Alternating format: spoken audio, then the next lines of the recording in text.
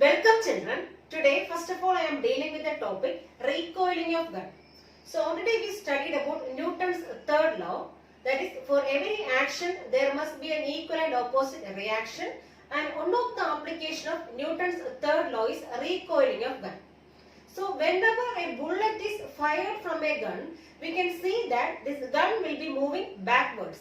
So when the bullet is fired in the forward direction, the gun will be moving in the backward direction, and the velocity with which this gun is moving in backward direction is called as the recoil velocity, and that phenomenon is called as recoiling of gun.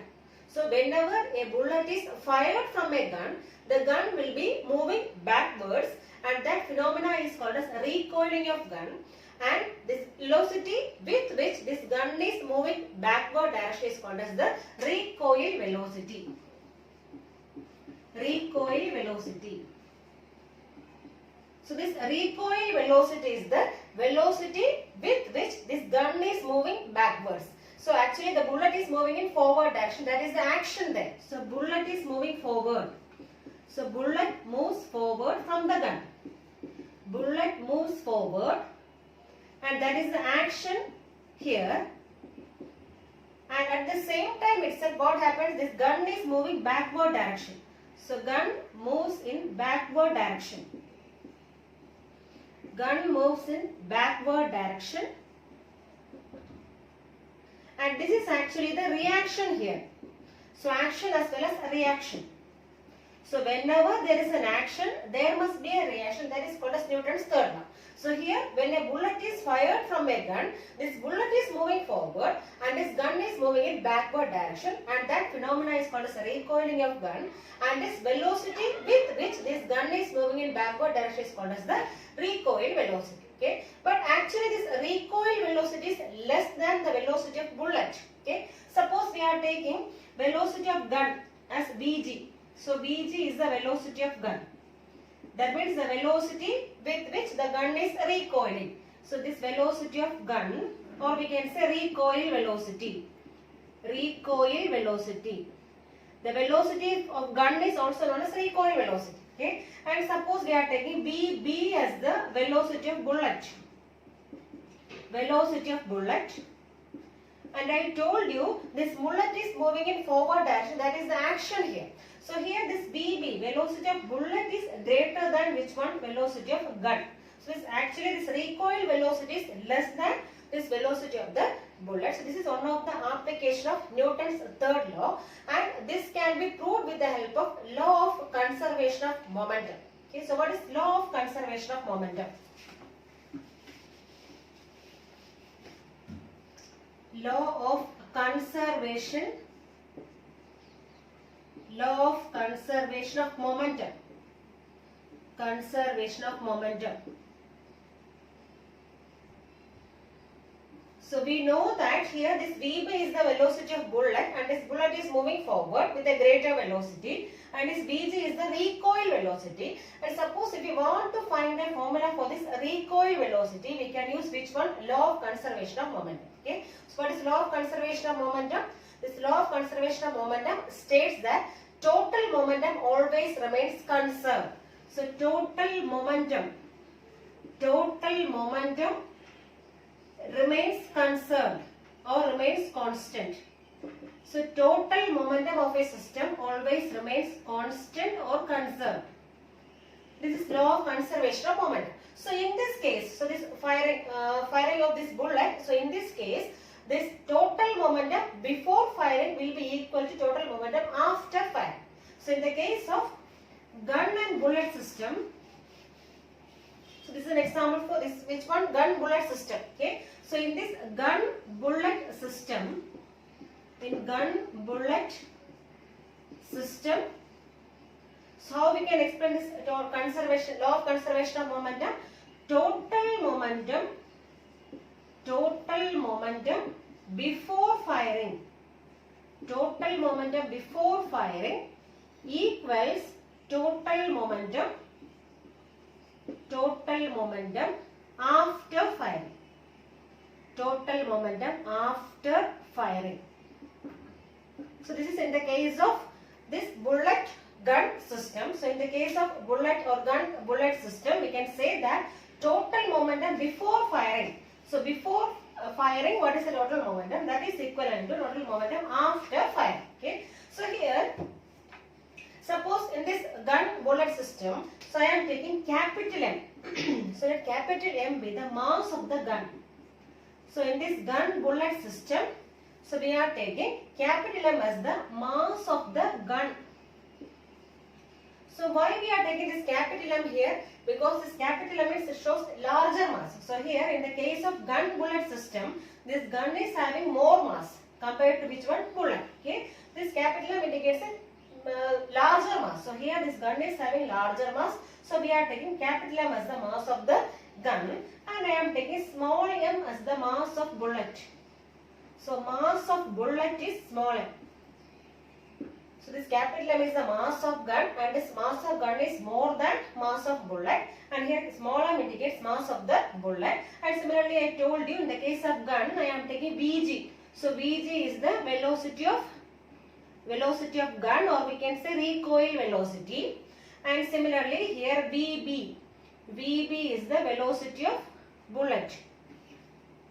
And this velocity of bullet is more than velocity of gun. Okay. And according to law of conservation of momentum, what we can say? Total momentum before firing. So before firing, what is total momentum? That is equivalent to total momentum after firing the bullet. Okay. So we know that before firing, so what is the condition of this gun and the bullet? Before firing, both this gun and the bullet are at rest. Okay, so before firing, we can say that gun and bullet both are at rest. So before firing the bullet, both this gun as well as bullet both are at rest. That means what is the velocity of gun and bullet before firing? It is 0. So we can write here Vg as well as Vb both are 0. Okay, so both the velocities are 0. Okay, and what is the mass of the gun? Capital M, and mass of bullet is small m. Okay, but velocities of both this gun as well as bullet is equal to 0. Okay, then how will you find the total momentum before firing? So total momentum before firing. Total momentum of this gun bullet system before firing. So before firing, that one I am taking is P initial. So P is the symbol for momentum. Okay, so we have to take small p. So momentum symbol is small p only. So P initial. That means the total momentum before firing, that is taken as P initial. So P initial equals, how will you find P initial? Total momentum of the system means we have to take the momentum of gun as well as momentum of bullet before firing. Okay, so we know that what is the mass of gun? Capital M. So mass of gun into what is the mass of what is the velocity of gun? Vg plus, so what is the mass of bullet now? Small m, into what is the velocity of bullet? Vb. Because what is the formula for momentum? Mass into velocity. So this total system means we have to add the momentum of this gun as well as the bullet. So we are taking m into Vg plus m into Vb. But we know that what is this Vb and Vg? But Vg equals Vb equals 0 before firing. So before firing, both the velocities are 0. So now what is the value for this P initial? So this P initial, that is total momentum before firing, equals, so m into Vg, what is the value? 0. So m into 0 plus small m into 0. What is the value now? 0. So this total momentum is 0. Total momentum before firing equals 0. So here we are simply putting the value of putting this formula for momentum. What is the formula for momentum? Mass into velocity. This total system means this momentum of gun plus momentum of bullet. But both the velocities of gun as well as bullet is 0. So what is the total momentum before firing? That is equivalent to 0. Okay. Now we have to find the total momentum after firing. So total momentum after firing. Total momentum after firing. That can be taken as P final. That means final momentum. P final. So P final equals what is the mass of gun? Capital M into what is the velocity of gun? Vg. Now this velocity of gun is not zero because after firing means both this gun as well as bullet is moving. Okay. So plus small m. Small m means mass of the bullet into what is the velocity of bullet? Vb. Okay. So we are getting mvg. Capital M Vg plus small m into Vb. This is the final momentum, P final. Final momentum. But according to law of conservation of momentum, what is law of conservation of momentum is saying? So according to law of conservation of momentum,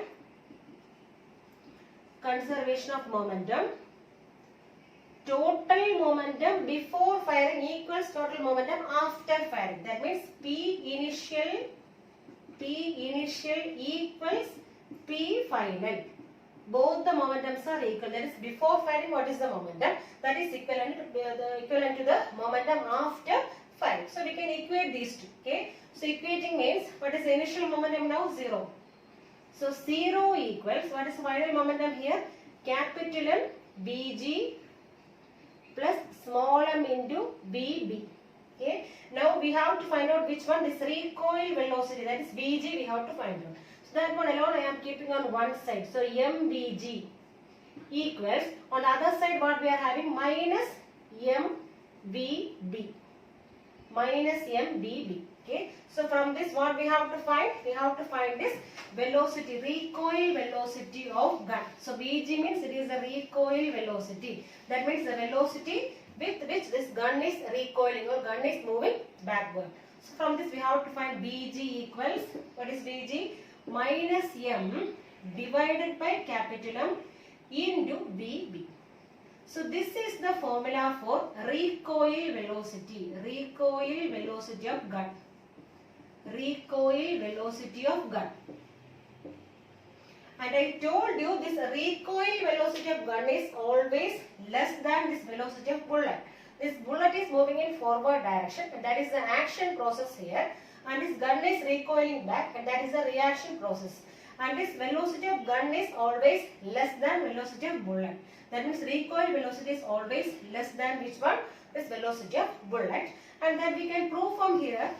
How will you prove? So see here.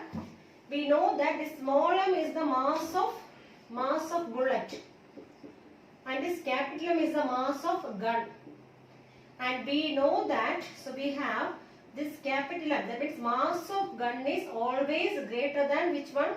This mass of bullet. Okay, that means this denominator is more than numerator. That means this value will be less. Okay, this value less means what we are finding here? This Vg, recoil velocity. So from this we can find that Vg should be less than Vb.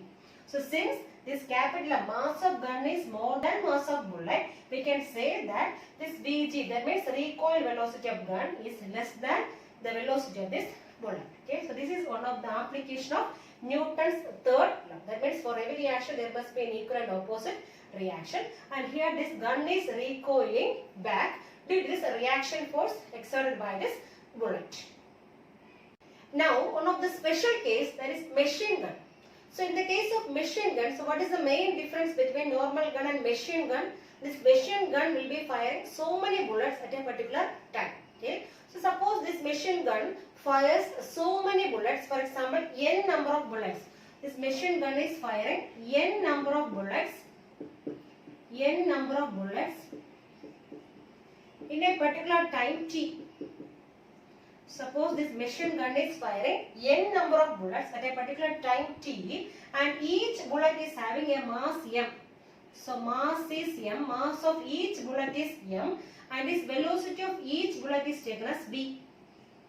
Velocity of each bullet is taken as v. So since this machine gun is firing so many bullets and each bullet is having mass m and velocity v, and suppose it is firing n number of bullets at a particular time interval, time t. Okay. So in this case, how will you find total momentum?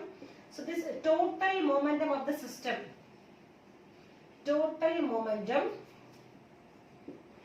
equals, so what is the formula for momentum? Mass into velocity. For one bullet, what is the momentum? Mass into velocity. So how many bullets are here? N bullets are here. So what is the total momentum here? N into M into V. So this is the total change in momentum. So total change in momentum is given by N into M into V. Okay. Suppose if you are placing this machine gun on a vehicle. So we are keeping this machine gun on a vehicle and we have to find the force required to keep the vehicle in its position. That means without moving we have to keep this vehicle in its position. Okay, so for that we have to apply some force. This force required to keep the vehicle in its position is given by, so how will you find force? If change in momentum is there, how will you find force according to Newton's second law?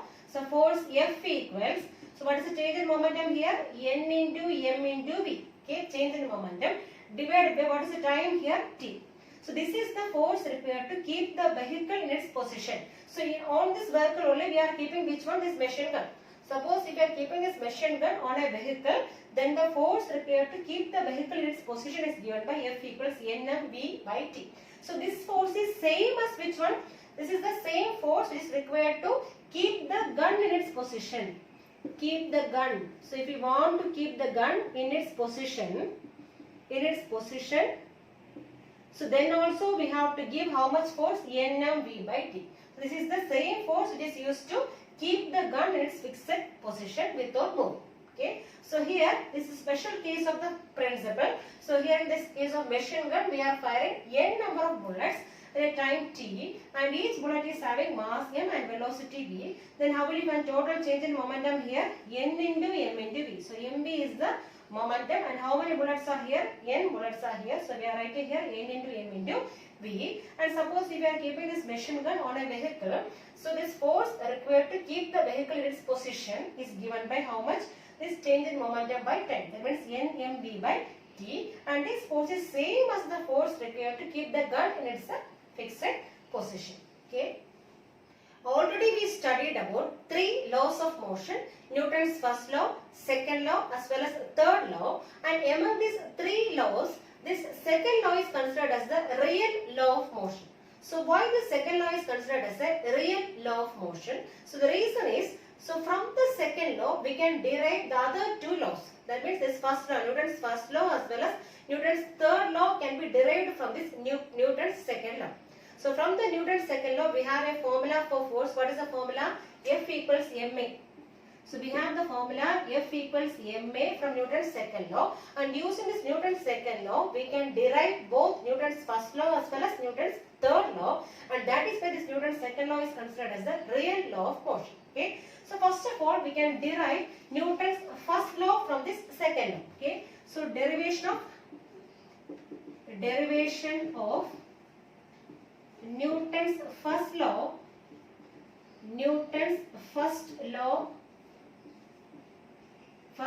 from second law. So from second law we have to derive Newton's first law. Okay. So from second law we know what is the formula for force.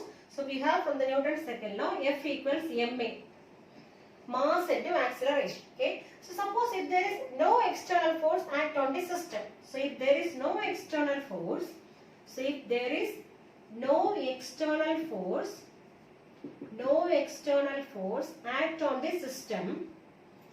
act on the system,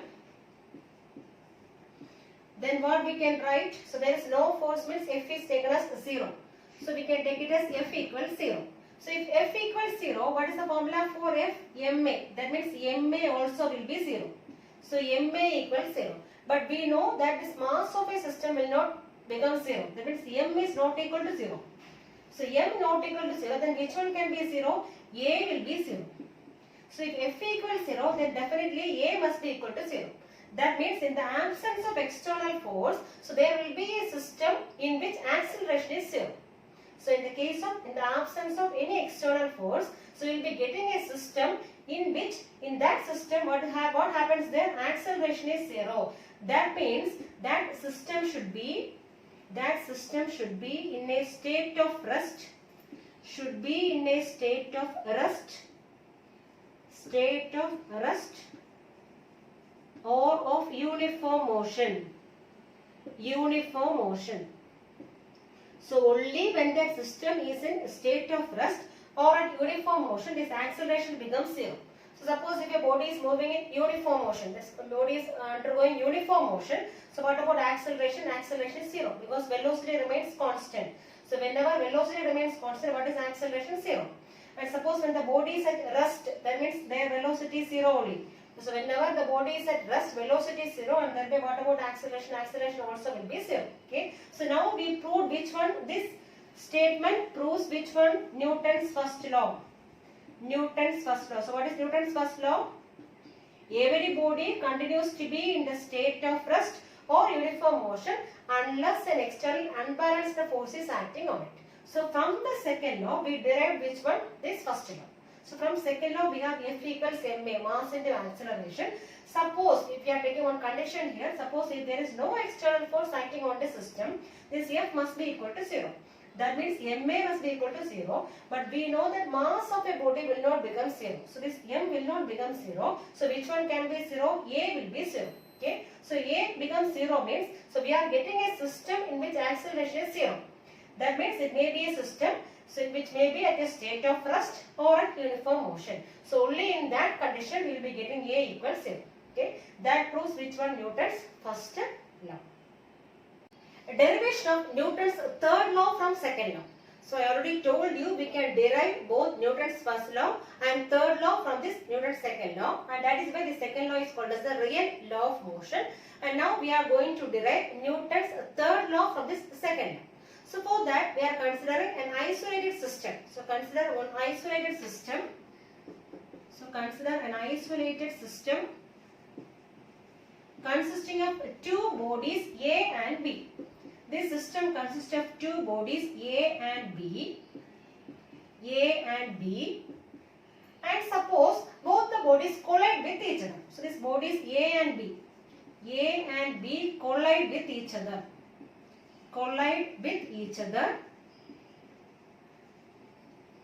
And we know that whenever two bodies are colliding with each other, both the bodies will be exerting force on each other. Okay, that means suppose this A exerts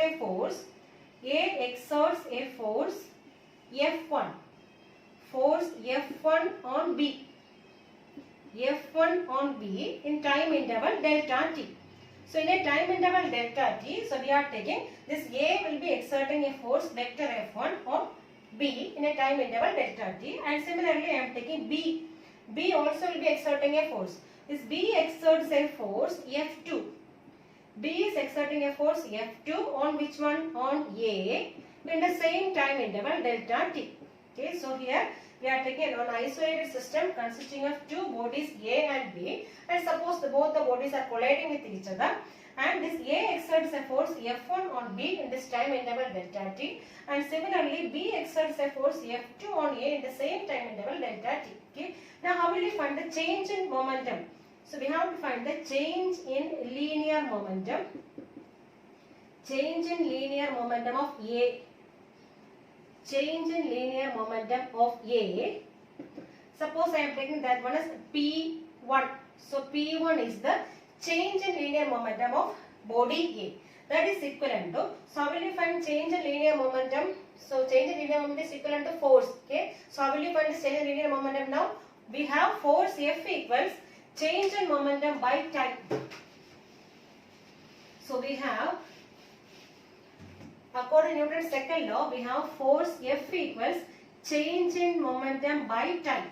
Change in momentum by time. So from this, if you want to find change in momentum dP, how will you find this one?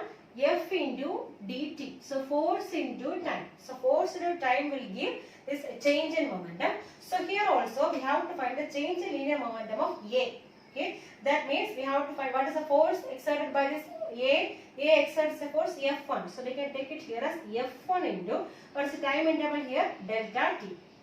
So change in one linear momentum is equivalent to force into time. Okay. Similarly, we have to find change in linear momentum of body B.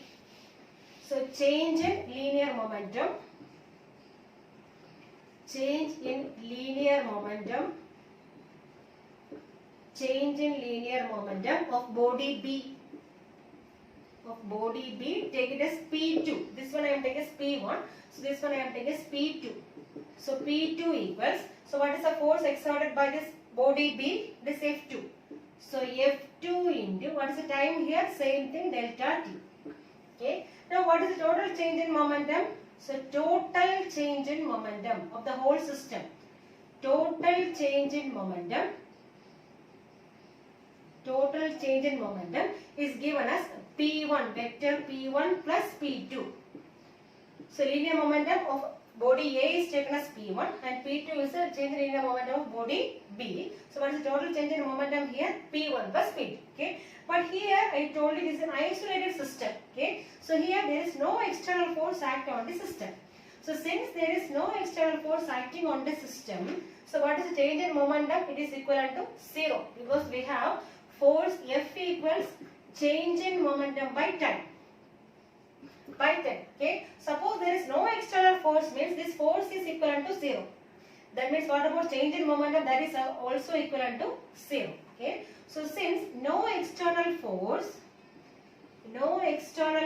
act on the system, no external force acts on the system, comma, change in linear momentum is equivalent to how much? 0. So change in linear momentum